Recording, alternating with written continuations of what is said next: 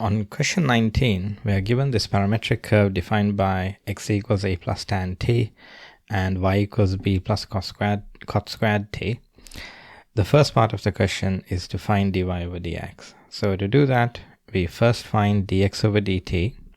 So a and b here are just constants. So dx over dt will be equal to, so differentiating a constant a will just give you nothing. Differentiating tan gives you sec squared t.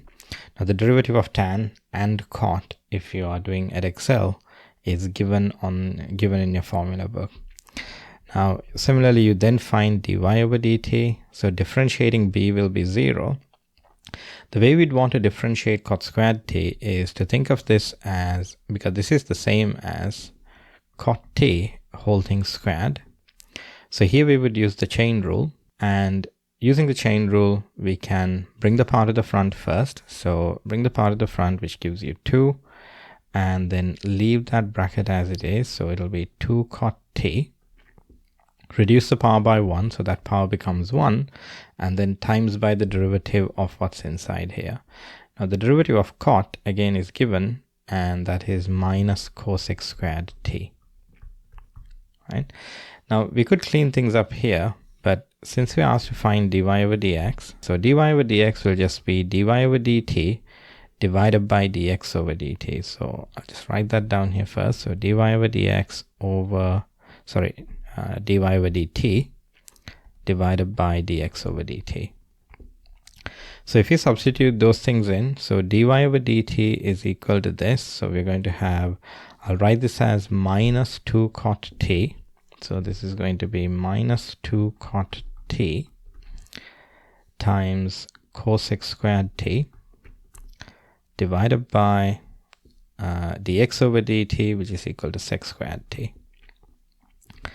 And we are asked to show that the derivative dy over dx can be written like this. We are asked to show it can be written as minus 2 cot cubed t. So there are different ways we could rearrange this. I think what I'm going to do here is leave the cot t as it is, because we are trying to show that it's cot cubed t. So it makes sense not to rewrite cot t in some other form. So we'll leave this as minus 2 cot t. Now cosec squared is the same thing as 1 over sine squared, and sec squared is the same thing as 1 over cos squared. So what we're going to have here is something like this. Cosec squared becomes 1 over sine squared, and the sec squared term will be 1 over cos squared. So essentially the sine squared term goes to the denominator, and since I have 1 over cos squared in the denominator, that term will be in the numerator. So I can write this as cos squared t divided by sine squared t. Right? Because essentially what we have here is something of the form, because if you have, let's say, a over b over c over d, that means that b is in the denominator, d goes to the numerator. This becomes AD divided by BC. So simplifying this, we would get, so cos divided by sine is cot. So this is going to be equal to minus 2 cot t times by this bit here, which is equal to cot squared t. And multiplying these two together, that gives us minus 2 cot cubed times t, which is what we are asked to show. Now, the second part of part A is to show that the Cartesian equation of the curve is given by this here. Right, so once again, we're going to start with our parametric equations that are given. Now, to find the Cartesian form, there's two different ways it could be. One is you might either have to make t the subject and plug into the other one. But if you're given trig expressions, you are always trying to use some kind of identity or maybe the definitions of these and then rearrange for the trig function. So the first equation, I'll rearrange this to say that x minus a is equal to tan t. And the second equation here, the equation for y, we can make cot squared t the subject. So let's say cot squared t, or perhaps if I want to write y on the left hand side, let's say y minus b is equal to cot squared t. Now, given that I've got tan here, it would make sense, if I wrote this part also as tan equal to something. So since cos squared is 1 over tan squared, what we could say is that tan squared t should therefore be 1 over y minus b, right? So that's because this bit is the same thing as 1 over tan squared. Then, so if I have tan squared t is equal to this, and then tan t is equal to x minus a, we can just make tan squared on this one as well. So I'll square both sides on this expression and say x minus a squared is equal to tan squared t. So if both of these things are equal to tan squared t, we can just set them equal to one another. Right? So we can then say that therefore x minus a squared should be equal to 1 over y minus b. So we can say y minus b times by x minus a squared is equal to 1. And that's what we asked to show. Now, on part B of discussion, we are given that the curve C meets the straight line with the equation y equals 6x plus 2 at the points where y equals 2 and y equals 5. And we are asked to show that this equation is true. Now, the curve C is the one that we've just shown here. And so here I have made a plot of the graph, the curve and the straight line. And what we are told is that the curve meets the straight line at 2 coordinates, and we are given just the y coordinates of these 2 points. So we are told that this is x comma 2, so some x value comma 2, and this coordinate here is again some x coordinate comma 5. So these 2 points lie on the line and the curve because the line intersects the curve at these 2 points. So what we could do first is work out what these x coordinates are by using the equation of the line. So we are told that y is equal to 6x plus 2. So using the equation of the line, we can just substitute our y coordinates in. So let's say when y is equal to 2, we would have 2 is equal to 6x plus 2. So clearly just rearranging that, we would get x is equal to 0. And then substituting y is equal to 5. So if you say 5 is equal to 6x plus 2, so rearranging that, we get 3 is equal to 6x, and therefore x is equal to 3 over 6, which is equal to a half. So what we find is that these 2 coordinates are actually 0, 2. So one of the coordinates is 0, 2, and the other point of intersection is equal to a half, 5. So this point is half, 5. Now, given that these 2 points also lie on the curve, what we can then do is go back to our equation of the curve, which was this one here, and substitute those 2 coordinates in. So let's just copy that equation down here. Right, so we should be able to substitute x equals 0, 2 and half, 5 into this one and get 2 equations out of that. Right? So I'll start with 0, 2. So if we substitute these coordinates in for x and y, what this equation becomes is if y is equal to 2, so I can say that 2 minus b times by x is equal to 0, so that will be 0 minus a, so that's minus a whole thing squared is equal to 1.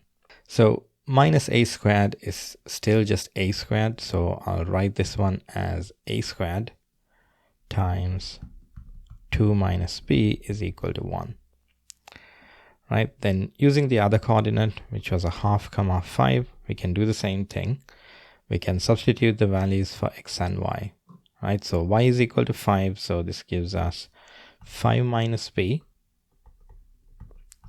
times by x is equal to a half, so that becomes a half minus a whole thing squared is equal to 1. So what we have then is 2 equations in 2 unknowns. It's just not as easy to solve as most simultaneous equations, but it's still a simultaneous equation because the unknowns are just a and b, and we have 2 equations here. Now there isn't any easy way to rearrange this. What I'm going to try to do is maybe try and rewrite this in terms of b first. So maybe we'll make b equal to something on both of these equations, and then we can put them equal to each other. So what we could do is on the first equation, we can divide by a squared. So I'm going to say 2 minus b is equal to 1 over a squared. And then to make b the subject, this will become b is equal to 2 minus 1 over a squared. You can think of this as moving all of that to the left hand side and bringing the b to the other side. Now similarly on the second equation, to make b the subject, we would have something like this. So let's say 5 minus b is equal to 1 over half minus a whole thing squared. So dividing the whole equation by that, and then doing a similar kind of rearranging. So this will give us b is equal to 5 minus 1 over half minus a squared. So if both of these things are equal to b, what we can then do is put these two things equal to each other. Right?